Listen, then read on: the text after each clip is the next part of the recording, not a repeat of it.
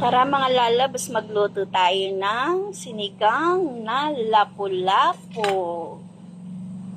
Nagpakulo na nga ni po ako ng tubig at ihuhulog na natin ang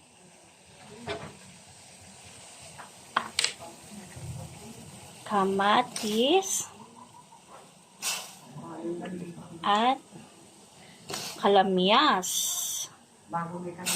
Yan. Kukuluan po muna natin saglit. Lagyan natin ng pampalasa, asin, at magic sarap.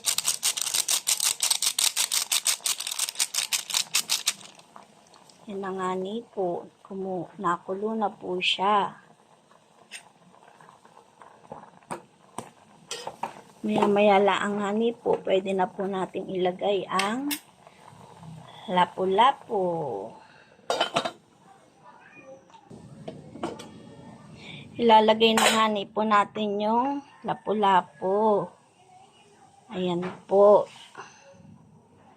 Ilagay na nga ni po natin. Yan. Hintayin po natin siyang kumulo, saka po natin ilalagay ang dahon ng talbos ng kamote para sa sinigang. Yan po. Ang gusto nga ni po ng makain na rin ay lagyan pa daw po ng kalamansi. Ay sobrang asim po. Lagyan ko po muna ng gulay na.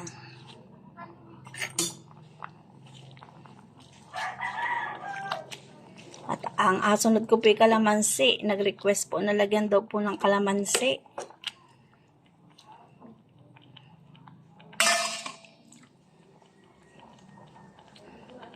Mamaya-maya ako po alagyan ng kalamansi. Pag medyo luto-luto na po yung gulay,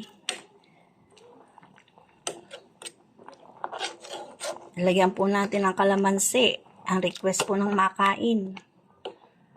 Kakoy lagyan at nang hindi magligalig.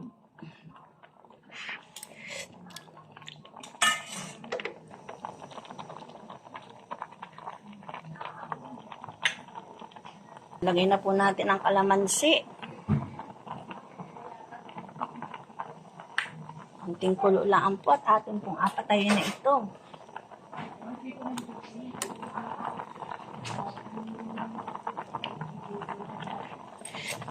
Ay, ayos na naman po ang lasa. Luto na po. Patayin na natin. Luto na.